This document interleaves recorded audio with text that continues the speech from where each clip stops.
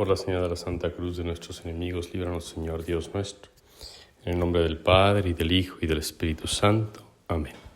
Señor mío y Dios mío, creo firmemente que estás aquí, que me ves, que me oyes.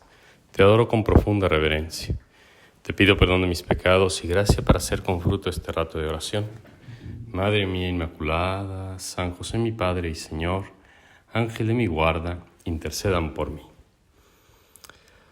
Juan es su nombre, nos dice la narración evangélica sobre esta festividad, esta gran solemnidad de la Natividad de Juan el Bautista. Un evangelio precioso de Cristo y de Juan. Digo de Cristo porque Juan nace como precursor y así lo llamará justamente su padre. Y tú, niño, serás llamado profeta del Altísimo, porque irás delante del Señor a preparar sus caminos, para darles al pueblo la ciencia o el conocimiento de la salvación. Juan es celebrado en este día, en su nacimiento, como aquel que prepara el camino del Señor, un niño. Es curioso como en la Sagrada Escritura muchas veces son los niños, desde el seno materno o elegidos cuando todavía son unos muchachos, como esa especie de la edad de la infancia, incluso de la bebés, ¿no? de cuando son propiamente párvulos, cuenta mucho en la Sagrada Escritura. Y cómo no. Ya es una llamada de atención para nosotros de cómo Dios ya actúa allí. Tanto se preguntan por qué hay que bautizar a los niños o por qué conviene bautizarlos cuando aún todavía son pequeños, porque Dios empieza a actuar desde ese momento. Los papás de Juan el Bautista, como buenos judíos, siguiendo la ley de Moisés, a los 8 días llevaron a circuncidar al niño. Eso que estaba contenido en el rito de la circuncisión y que significaba la pertenencia al pueblo de Israel, una especie de marca, una marca física de pertenencia al pueblo, eso era figura del bautismo. Santo Tomás de Aquino no tiene empacho en llamar a la circuncisión un sacramento de la antigua ley. Era un signo sagrado que prefiguraba lo que vendría luego a ser el nuevo nacimiento, la nueva marca, ya no física, sino espiritual en el alma e imborrable. La marca del bautismo, de la pertenencia al pueblo nuevo de Dios. También nosotros, en el rito del bautismo, preguntamos el nombre. El que va a bautizar le pregunta a los papás, ¿qué nombre quieren darle a su hijo o a su hija? En el caso de Juan el Bautista, a los 8 días que lo llevan a circuncidar, querían llamarlo Zacarías como su padre, pero la madre intervino diciendo, no, se va a llamar Juan. La imposición del nombre ocupa un lugar importante en la Sagrada Escritura, porque en efecto a través de los nombres se designan las realidades. Y si esto vale para las cosas en general, entre nosotros los seres humanos, entre los hombres, un apelativo, un nombre, nos da también algo de identidad. Uno se llama de una determinada manera por sus padres, por la familia.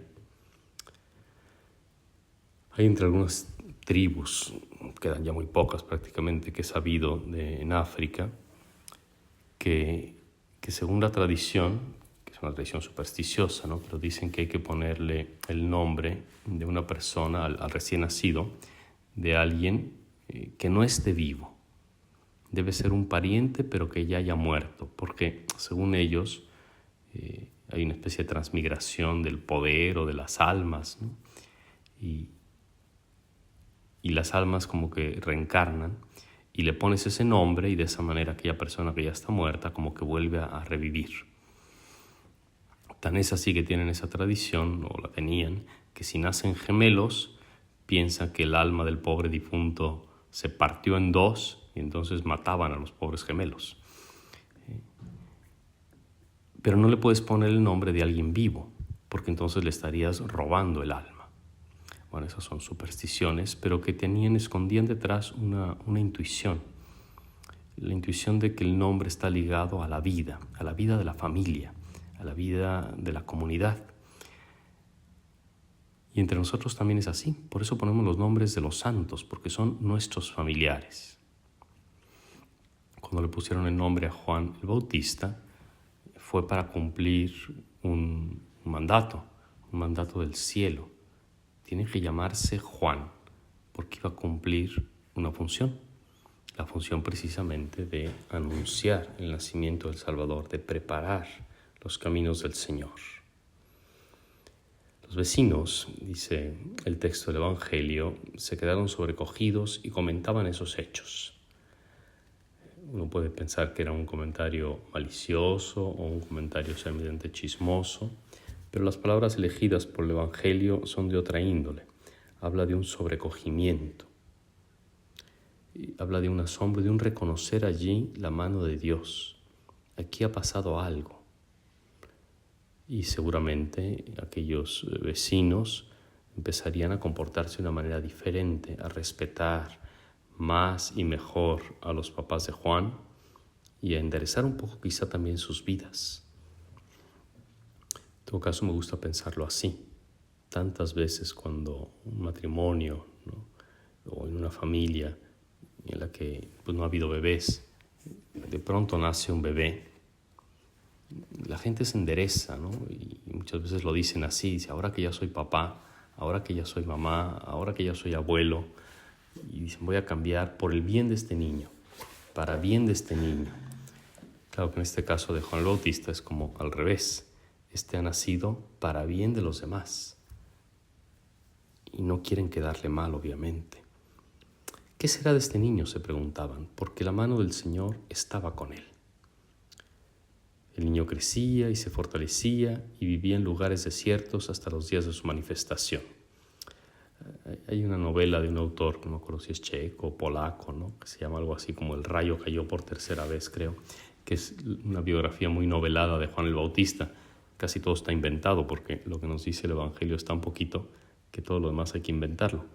Y yo la leí cuando era mucho más joven, casi de niño, y me llamaba la atención que el autor imaginaba que prácticamente Juan el Bautista desde los 7, 8 años ya se fue al desierto.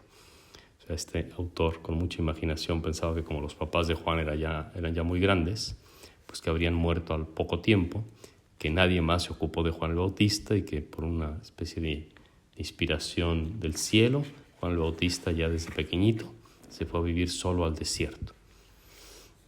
Un poco exagerado, no parece ser que sea así. Más bien, cuando ya llegó a la edad madura, se retiraría a vivir como una especie de ermitaño, ¿no?, cosa que también era ya conocida en la época de Juan. Pero lo importante, lo que el evangelista destaca, es que este niño crecía y se fortalecía en el espíritu. Los niños no son animalitos, hay que alimentarlos espiritualmente, que se fortalezcan desde pequeños en las cosas de Dios.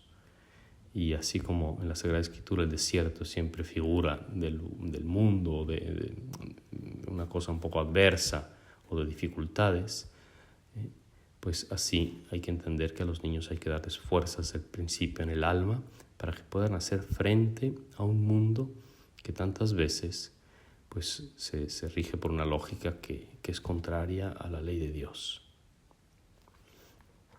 Celebramos con solemnidad la Natividad de Juan el Bautista, como celebramos la de Jesucristo, su Natividad, y la de María Santísima. Son los únicos tres que se celebra su nacimiento, porque se da por descontado que desde ese momento contó Juan el Bautista con una ayuda tan especial de Dios que vivió siempre en su gracia y le fue siempre agradable, siempre justo.